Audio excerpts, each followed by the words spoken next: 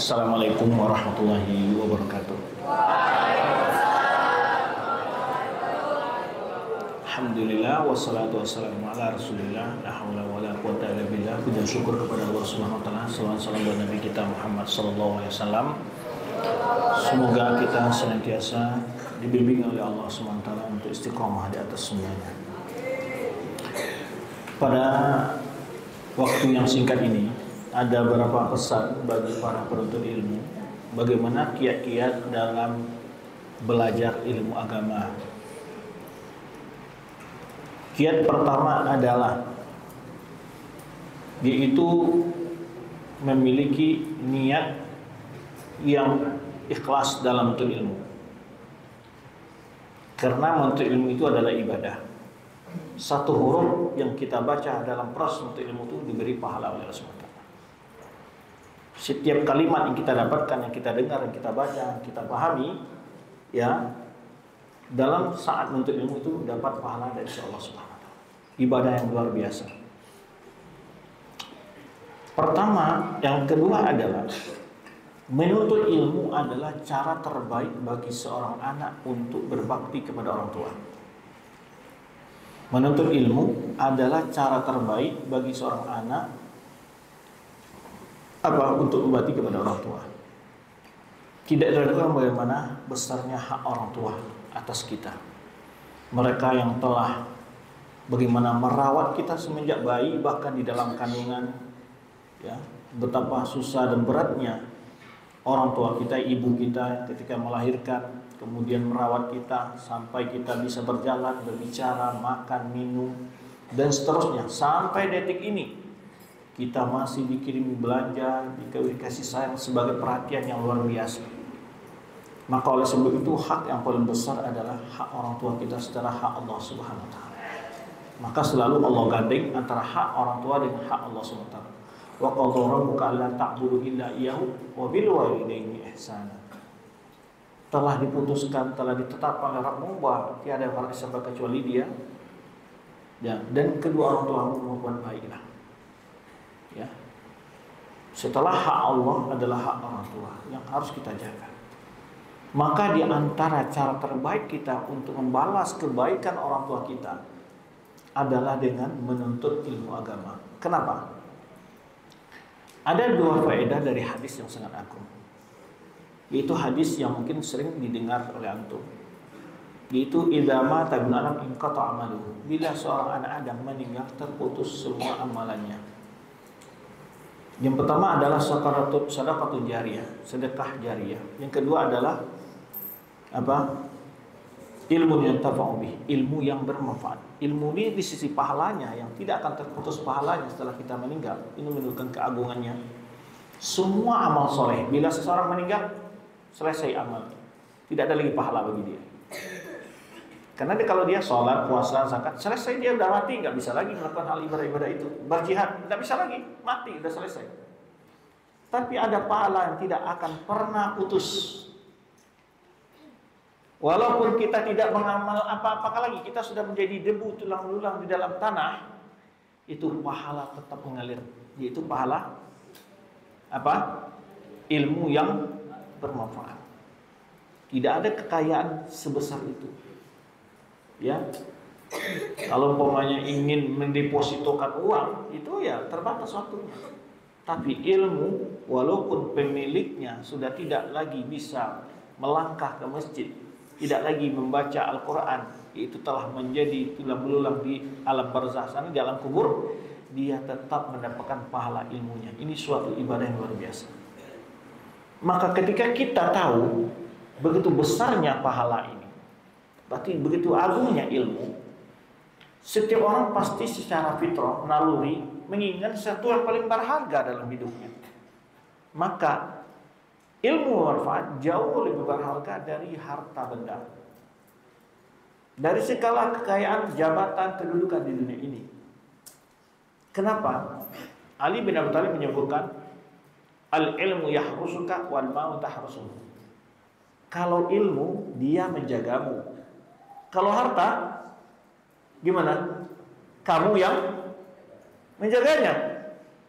Kalau ilmu menjaga kita, untuk tidak melakukan maksiat, tidak berbuat syirik, tidak melakukan dosa, menjaga kita agar tidak masuk ke dalam surga Allah Subhanahu wa taala.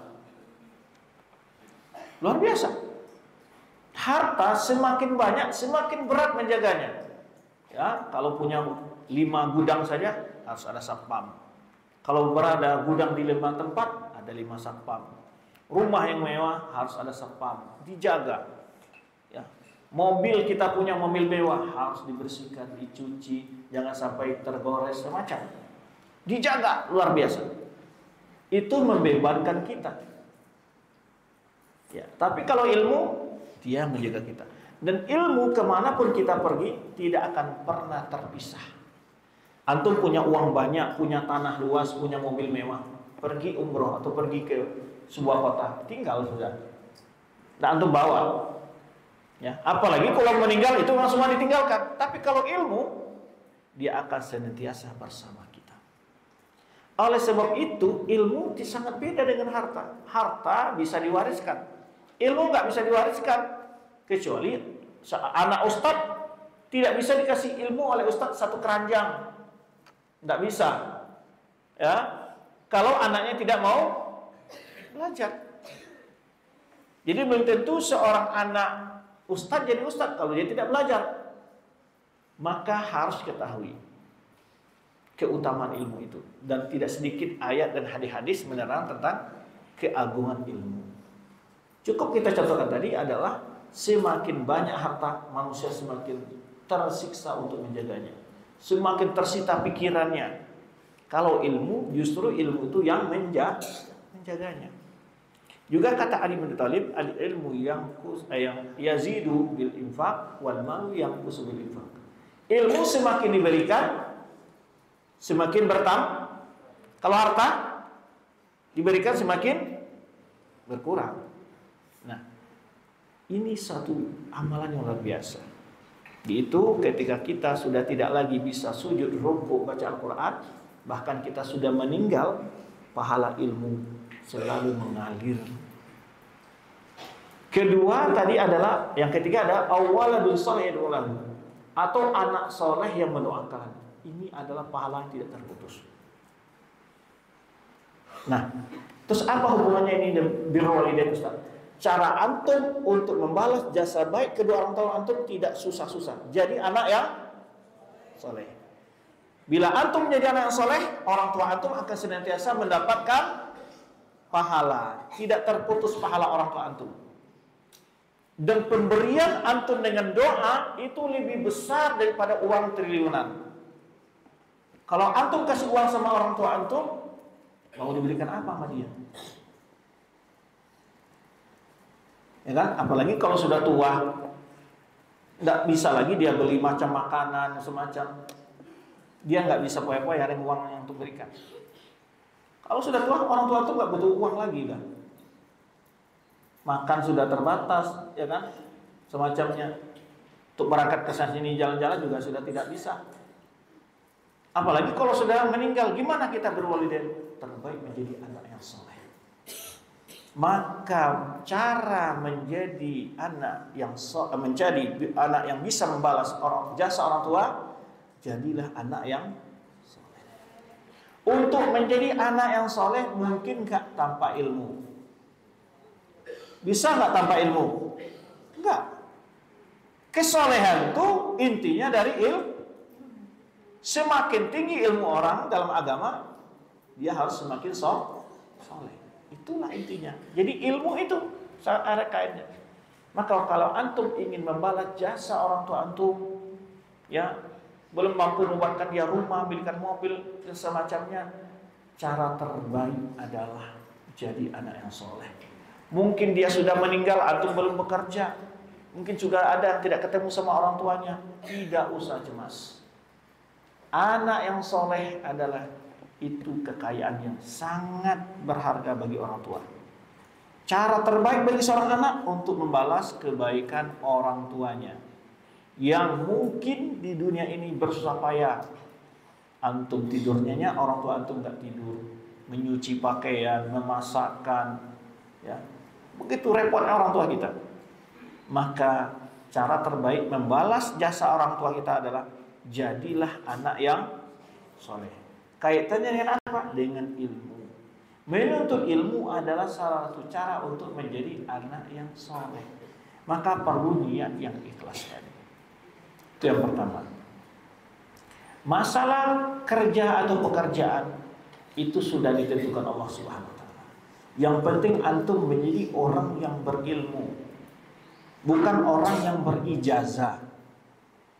Apa bedanya Ustaz? Orang berijazah dengan orang berilmu. Karena belum tentu orang punya ijazah punya ilmu. Tapi orang punya ilmu bisa dikasih ijazah. Maka kalau menuntut ilmu yang paling penting setelah niat itu adalah semangat. Semangat yang tinggi. Punya kemauan yang tinggi. Apa contohnya Ustadz semangat yang tinggi itu? Kalau dalam belajar, saya contohkan ini. Ada 3 orang siswa atau Ustadz memberi tugas hari Senin ini bahwa hafalan untuk hari Senin depan adalah setengah halaman. Ada anak yang dia katakan, nantilah di malam Senin aku hafal setengah halaman itu. Atau hari Ahad aku hafal, karena hari Ahad libur umpamanya. Ya, atau hari Sabtu. Ada anak yang dia memang tidak berniat untuk menyetor hafalan. Ya, gak hafal dia, malas. Ketika setoran banyak salah, sama-sama menghafal. Yang satu tadi dia hafal, benar-benar hafal, tapi dihafal pada malam Senin. Yang satu lagi dia hafal malam Senin, ketika setoran banyak salah. Ada satu lagi anak, dia hafal hari Senin ini, malam Selasa nanti malam dia sudah hafal. Dia sudah hafal, kemudian dimuraajaah dengan sebaik-baiknya. Baik. Sehingga hasil ketika dia setorkan kepada gurunya, mana yang lebih baik nanti hasilnya? Yang hafal di hari Ahad di malam Senin itu, atau yang sudah hafal di hari Selasa ini, Rabu, Selasa, Kamis, Jumat itu di murojaah, mana yang lebih kuat hafalannya? Itu ulul himmah, yaitu orang yang punya keinginan.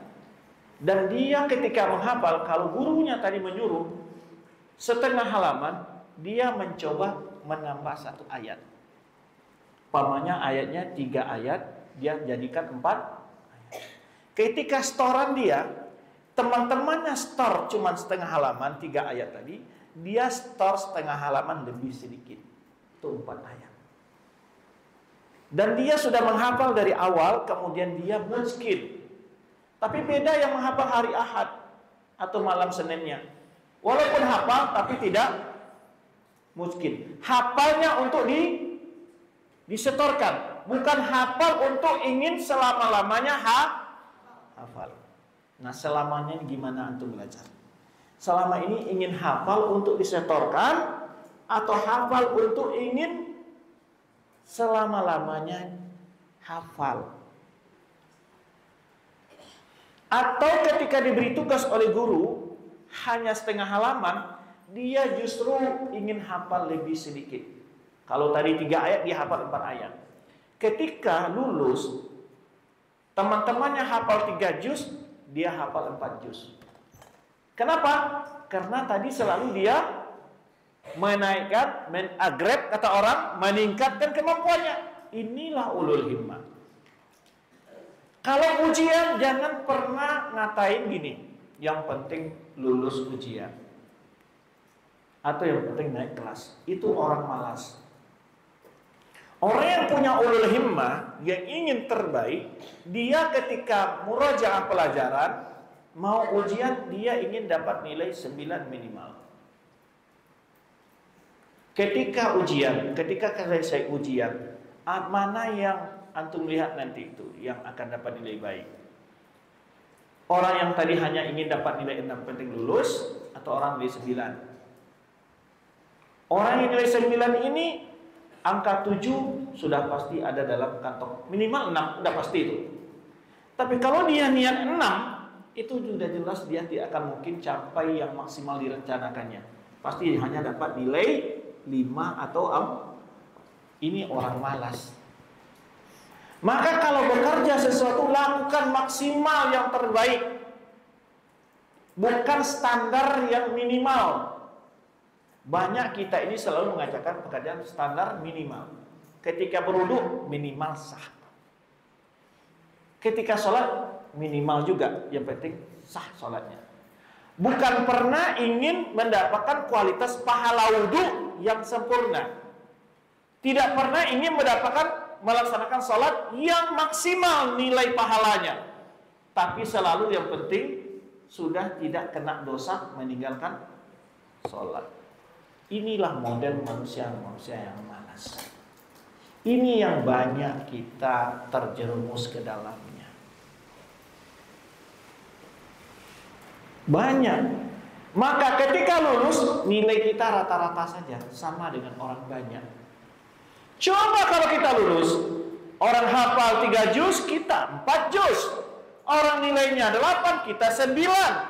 Kira-kira bagaimana peluang antum untuk mendapat pekerjaan, untuk mendapat diterima, menyambung ke tingkat yang lebih tinggi, mana yang lebih peluang besar? Kalau antum sama dengan orang lain, ya orang banyak seperti antum, sehingga antum tidak menjadi suatu hal yang pilihan. Maka jadilah orang-orang pilihan. Jadilah bibit unggul. Ini diperintahkan oleh agama kita. Jadi kalau disuruh menghafal oleh guru, kalau dikasih tugas oleh guru, umpamanya ini ada tugas bahasa Indonesia atau matematika, hari Senin, baru silakan Kamis atau Senin depan lagi. Kalau murid yang rajin, dia kerjakan nanti malam sudah kerjain, selesai tugasnya. Tidak tunggu hari Ahad, malam Senin. Kalau yang modelnya tadi, tunggu malam Senin atau hari Ahad. Rupanya hari Ahad dia olahraga, keseleo, nggak bisa mengerjakan tugas. Atau orang tuanya datang jenguk, sibuk, lupa kerjakan tugas. Akhirnya dikerjakan malam Senin secara terburu-buru. Beda dengan temannya yang mengerjakan tadi, dia sudah siap, malam Senin di murajaah, dicek kembali, mungkin ada yang salah tulis, mungkin ada salah hitung segala macam, sehingga dia benar-benar sesuatu yang diserahkan tadi adalah sudah dipalidasi bahasa orangnya, sudah di murajaah, benar-benar yakin betul semua, maka dia mendapatkan nilai maksimal dari guru. Beda yang ngerjakan terburu malam tadi, besok dapat nilai berapa dia kira-kira? Pasti banyak Kenapa? Dikerjakan secara terburu. Itulah orang yang tidak punya ulul himmah. Jadi apa? Kita harus membangun level lebih tinggi dari orang biasa. Ulul himmah. Jangan sama aja dengan orang-orang dapat nilai 6, 6, 7. Nah, kita harus lebih tinggi. Kalau kita lebih tinggi, pasti kita dapat peluang luas untuk mendapat beasiswa, ya, untuk diterima melanjutkan pendidikan ke jenjang lebih tinggi. Ibadah juga begitu. Kalau hanya sekedar ibadah biasa-biasa saja, ya banyak orang bisa. Tapi kan banyak mereka yang tidak meraih pahala. Makanya disebutkan dalam Rasulullah SAW dalam hadisnya tentang orang sholat. Ada yang sholat dapat pahala separuh dari pahala sholat cuman. Ada sepertiganya, ada seperempatnya, ada sepersepuluhnya. Ada yang sholat nggak dapat pahala, cuman bebas dari dosa, meninggalkan sholat, tapi nggak dapat pahala. Ini sangat merugi. Ini diperintahkan dalam agama kita bahwa kita kalau mengerjakan sesuatu harus hal yang berkualitas, bukan asal-asalan. Ya, jangan seperti pekerja harian atau pekerja borongan. Apa itu bedanya? Kalau pekerja harian, dia pingin pekerjaan itu lama, sehingga kadang-kadang dia, kalau tukang pokoknya banyak duduk, sudah pasang batas, sudah duduk, rokok lagi, minum lagi, supaya pekerjaan ini lama selesai. Kalau pemborong apa? Biar dapat borongan baru, kerjaan ini selesai secepat-cepatnya, tapi kualitasnya tidak diperhitungkan. Biar dapat untung banyak, dibelilah bahan-bahan yang murah, dikerjakan secepat-cepatnya, tapi tidak kualitas. Jangan seperti itu dalam beribadah dan mencari ilmu. Kerjakan sesuatu tepat waktu dengan kualitas. Bahkan kalau perlu melewati batas waktu dengan kualitas terbaik. Ya, ini kisah seorang ustadz.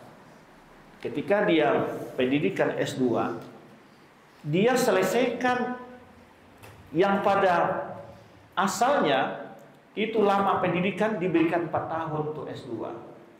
Tapi dia ngambil hanya 3 tahun. Buat apa harus 4 tahun? Ya, dia yang pertama mengajukan judul untuk tesis S2-nya. Dia yang pertama diterima judulnya. Dia yang pertama lulus, bahkan tercepat lulusnya. Baik di magister maupun di doktoral.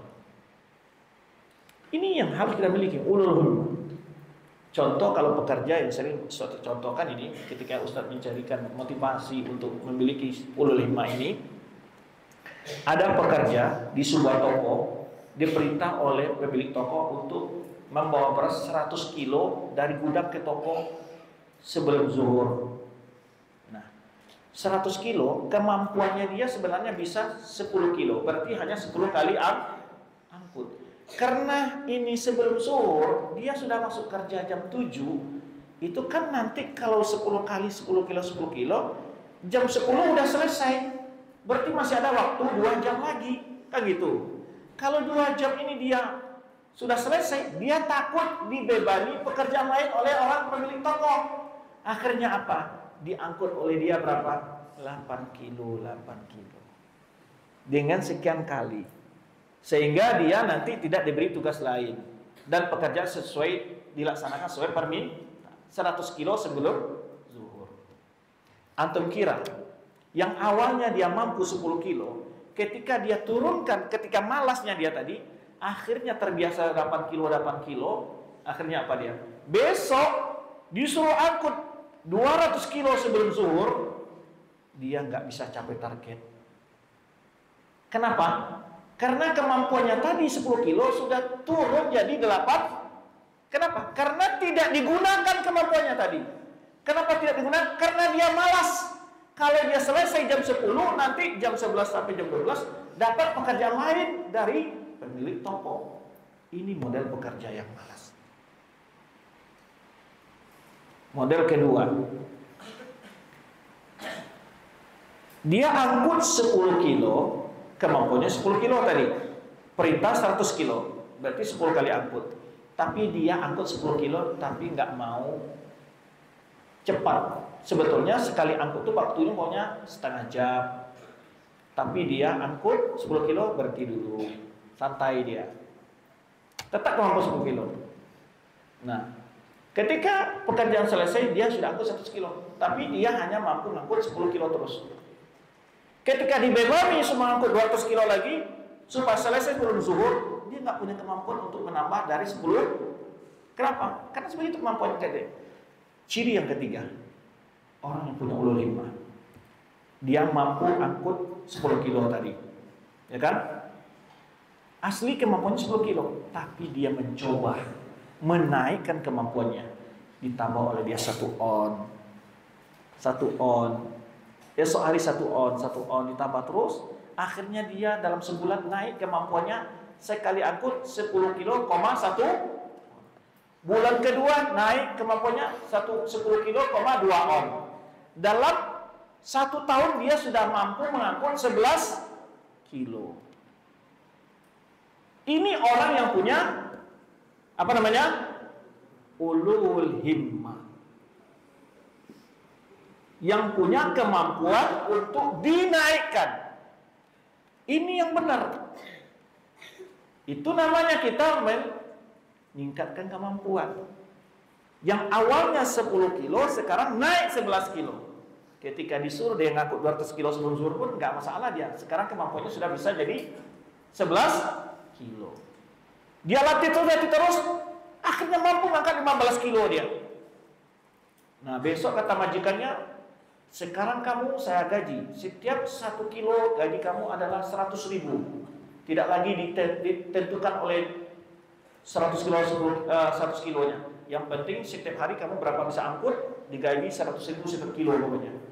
Dia bisa angkut 300 kilo per hari. Karena tadi dia apa? Naikkan kemampuan. Ini yang punya ulul himmah. Itu yang antum harus lakukan. Kalau di awal baru bisa menghafal setengah halaman, besok usahakan hafal. Naikkan sedikit, terus begitu. Ya. Mengerjakan pekerjaan juga begitu. Yang terbaik diserahkan kepada guru kita. Juga asal melaksanakan tugas. Harapkan mendapat nilai yang terbaik. Maka tadi kalau teman-teman hafal 3 juz tamat aliyah dia, tamat sanawiyah dia, kita 4 juz. Ketika mau ada penghargaan pemilihan, siapa yang diberi hadiah umpamanya umroh. Nah, yang hafal 3 juz banyak. Yang nilai 9 hafal 3 juz banyak. Tapi tidak ada yang hafal nilai 9, dia hafal 4 juz. Kira-kira siapa yang akan dipilih? Yang standar normal atau abnormal? Abnormal. Itu yang harus kita lakukan. Ini banyak dalilnya. Ketika Rasulullah SAW menyuruh minta surga. Surga itu semuanya baik, semuanya bagus, indah, gitu. Tapi nggak disuruh Rasulullah SAW kita minta surga itu, mintalah surga mana saja, yang penting kamu minta surga. Surga apa disuruh minta? Kenapa minta surga Firdaus? Karena kata Rasulullah, dia adalah fa innaha 'alal jannah wa awsatuha. Surga Firdaus itu surga yang paling tinggi, surga yang paling terbaik di antara surga. Semua surga baik. Kenapa Rasulullah tidak yang penting minta surga? Enggak. Minta yang terbaik. Arti di sini apa? Bahwa kita harus mencari keunggulan. Jangan cari hal-hal yang biasa. Kalau antum hal yang biasa, banyak orang seperti orang biasa ini. Kalau seandainya antum ini tukang al-wahdi, perbaiki jam di pasar, kan banyak itu. Kalau antum standarnya biasa, ya antum nggak akan dicari orang. Ya pelanggannya biasa-biasa saja. Tapi kalau antum memperbaiki arloji ini, apapun tipenya, mereknya, bisa. Yang kedua, ketika mengerjakan sebentar selesai. Sementara yang lain hanya bisa memperbaiki merek jam tertentu. Atau kalau memperbaiki jam harus ditinggal dulu. Kira-kira mana yang akan dicari orang? Mana yang akan laris? Mana yang akan banyak pelanggannya? Ya yang pastilah orang ketika memperbaikinya sebentar bisa ditunggu dan juga bisa memperbaiki semua jenis jam. Maka jangan menjadi orang biasa. Jadi yang luar biasa. Hebat, unggul. Makanya kalau petani cari bibit kan penting bibit cabai. Enggak begitu dia beli bibit cabai. Cari bibit cabai yang unggul. Maka jadilah antum orang yang unggul. Ini kunci kesuksesan. Antum akan dicari. Antum akan dipilih. Kalau unggul, kalau biasa-biasa ya antum biasa-biasa. Banyak orang seperti antum. Gitu. Itu dalil pertama. Kata Rasulullah SAW, idza sa'altumullah jannata fas'alul firdausa. Kalau kalian minta surga kepada Allah, mintalah surga Firdaus, bukan minta surga mana saja. Kenapa disuruh minta surga Firdaus? Fa innaha a'lal jannah wa awsatuha. Karena surga Firdaus surga yang tertinggi dan paling baik. Maka dari itu Al-Qur'an menyuruh kita, fastabiqul khairat. Apa artinya? Berlomba-lomba dalam kebaikan. Maksudnya menyuruh berlomba itu apa tujuannya? Supaya kamu ada di pihak yang terdepan. Keberlombakan tujuan kita main di depan. Artinya apa? Dalam melakukan kebaikan kamu adalah orang yang terbaik, orang terdepan. Sama-sama melaksanakan sholat, ya betul, sama kebaikan ini. Tapi kamu sholatnya orang yang lebih baik, terbaik, melaksanakan sunnah-sunnahnya. Jadi ada orang wudhu, yang penting wudhu, tapi tidak melaksanakan sunnah. Nah, jadilah melakukan sebuah urusan yang terbaik. Jangan asal selesai, kualitas biasa-biasa. Makanya dalam hadis Rasulullah mengatakan, Innallaha yuhibbu idza amila ahadukum ayyuskinahu. Allah cinta bila kalian mengerjakan sebuah urusan benar-benar ahli. Dalam lafaz hadis yang lain, Innallaha yuhibbu ma'aliyal umur wa yakrah as-safaha. Allah cinta kepada hal-hal yang berkualitas tinggi, tidak suka pada urusan yang asal-asalan, remeh-temeh. Nah, itu adalah pesan Ustaz pada sikat ini. Pertama, selalu baikkan niat. Kedua, miliki semangat. Miliki semangat untuk mendapat yang terbaik. Banyak dalil-dalilnya dalam Quran dan Sunnah Rasulullah. Ya, masalah ulul himmah ini. Makanya kata Rasulullah hadis yang lain, ihris ala ma yanfa'uk wasta'in billah wa la ta'jaz. Sungguh-sungguhlah untuk meraih yang bermanfaat bagimu. Mohon pertolongan kepada Allah, jangan engkau malas. Penyakit yang paling buruk pada diri kita semua adalah malas. Kita ini orang pemalas sebenarnya. Banyak perkara-perkara yang kita tinggalkan karena malas saja. Maka Rasulullah SAW memohon perlindungan kepada Allah dari sifat malas. Beliau berdoa, Allahumma inni a'udzubika minal ajzi wal kasli wal jubni wal bukhl. Ya Allah, aku berlindung kepadamu dari sifat lemah, malas, pengecut dan kikir. Jangan malas. Wala ta'jaz kata Rasul. Harus alama yang fa'u wastabillah wala ta'jaz. Jangan malas. Banyak kita malas, baca doa mau tidur, malas. Padahal sudah diajarkan. Baca doa mau masuk toilet, enggak pernah dilakukan, malas. Baca doa mau masuk masjid, enggak pernah dibaca, malas. Malas penyakit yang sangat berbahaya bagi kita. Maka perangilah itu malas dalam diri antum. Ngantuk, wudu, bangkit kita, bersemangat. Kalau duduk itu jangan begini. Duduknya mesti begini. Begini. Duduk begini, tegak. Duduk laki-laki, jangan duduk seperti bencong. Ya? Laki-laki, tegar. Dengarkan dengan semangat, telinganya berdiri, dengarkan keterangan. Ini kalau mulai startnya ada begini. Itulah ngantuk datang.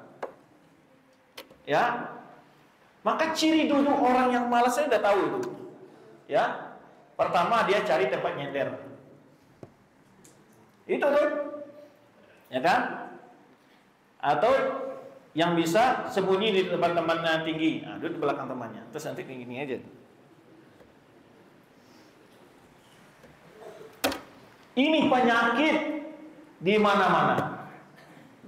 Apalagi habis sholat subuh ya, atau mau sholat subuh datang ke masjid, itu pada begini semua, gak ada yang baca Quran, gak ada yang murojaah. Ya ikhwan, antum ini bukan kakek-kakek, masih berumur puluhan tahun, sudah berumur kayak 60 tahun, 70 tahun, masih berumur 20 tahun ke bawah, tapi kekuatannya seperti kakek-kakek umur 90 tahun. Gimana antum? Pemuda terus semangat, tegar, tegas, bukan loyo. Ya, harus bersemangat antum itu. Ini harus antum miliki, supaya jangan dididik diri kita itu malas.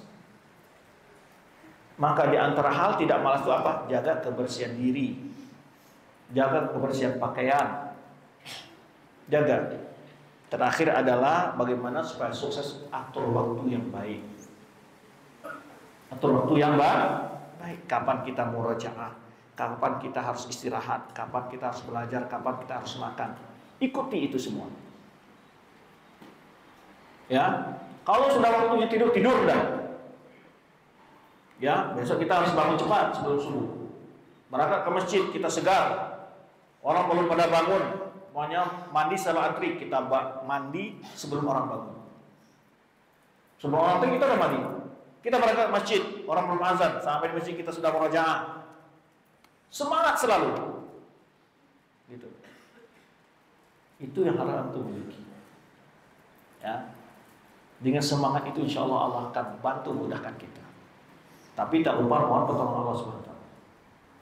Ada seorang ustaz kuliah di Madinah, itu tidak pernah terlambat. Setiap 5 menit sebelum dosen masuk dia sudah ada di kelas. Nggak pernah terlambat. Dia punya prinsip sebelum dosen masuk dia sudah harus ada di kelas. Tak pernah terlambat.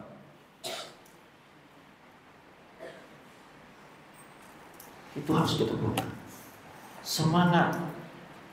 Kalau antum di dunia pendidikan sudah terbiasa disiplin waktu, sampai ketika antum nanti di dunia kerja antum disiplin, menghargai waktu. Ya, maka dari kecil ini didik diri antum orang yang selalu bersemangat untuk beribadah, untuk meraih ilmu, mengamalkan kebaikan. Ya, lawan sifat malas itu. Karena itulah kata Ibnu Qayyim menyebutkan al-ilmu wal amal tawamani wa umuhuma ulul himmah. Ilmu dan amal dua saudara kembar, ibu yang melahirkan adalah ulul himmah. Semangat yang tinggi. Al-jahlu wal bitola tawamani. Kebodohan dan pengangguran dua saudara kembar. Itu temanan itu. Bodoh dan pengangguran teman, saudara kembar ini. Wa umuma al-kaslu. Ibu yang melahirkannya adalah sifat malas. Orang malas akan bodoh, orang malas akan jadi pengangguran. Ya. Maka itu harus dicamkan. Saya harus punya semangat. Jangan kita pakai namanya, kan kewajiban kurikulum hafalan 3 juz. Hanya patok 3 juz, tidak. Kita patok saya harus hafal 4 juz atau 5 juz. Sehingga kita punya semangat, senang. Maka hal ini akan selalu motivasi antum. Antum senang. Orang-orang hanya hafal 3 juz, kita 5 juz, 4 juz. Pasti antum disayang oleh ustaz, guru sama orang tua antum. Ya, pasti antum nanti kalau sudah tamat kuliah atau apa dengan semangat seperti itu, nilainya pasti bagus selalu. Ya, maka milikilah apa? Apa yang belum miliki? Semangat. Tinggalkan sifat malas. Ya, maka buat di kamar antum malas di bawah telapak kakiku. Ya, kemudian buat tangga. Aku adalah orang yang selalu ingin naik. Ya, aku adalah orang yang ingin selalu naik. Menggambarkan ulul himmah. Hari ini saya baru hafal 2 juz, bulan depan saya harus naik terus hafalan saya. Ya, terus buat malas di bawah telapak kakiku. Ya, gambarkan tangga. Aku adalah orang yang selalu ingin naik. Kualitas imannya, kualitas ilmunya, kualitas amalnya. Maka itulah fastabiqul khairat. Barakallahu fikum jami'an. Mohon maaf, hanya singkat saja pesan Ustaz pada pagi hari ini. Semoga apa yang disampaikan dapat diambil faedahnya. Maka bersungguh-sungguhlah selalu ya untuk meraih yang terbaik dalam perjalanan menuntut ilmu. Sehingga ketika antum nanti mendaftar ke Madinah, kemanapun mendaftar, dilihat orang, wah nilainya 9 semua, pasti itu langsung makbul. Nah, itu yang harus dicari. Kalau biasa, ratusan orang masukkan berkas seperti antum. Ini berkasnya hafal 10 juz, hafal 10 juz, hafal 10 juz. Tahu-tahu masuk berkas, hafal 15 juz. Wah, ini langsung disisihkan ini. Gitu. Oh, ini masuk berkas, hafal 20 juz, 20 juz, 20 juz. Wah, banyak berkas yang hafal 20 juz. Tahu-tahu berkas hafal 25 juz. Oh, beda ini. Sisirkan. Gitu, Mas. Ya, jadilah bibir jadilah manusia yang demikian. Wallahu a'lam bishawab. Terima kasih atas perhatiannya. Mohon maaf kekurangannya. Wassalamualaikum warahmatullahi wabarakatuh.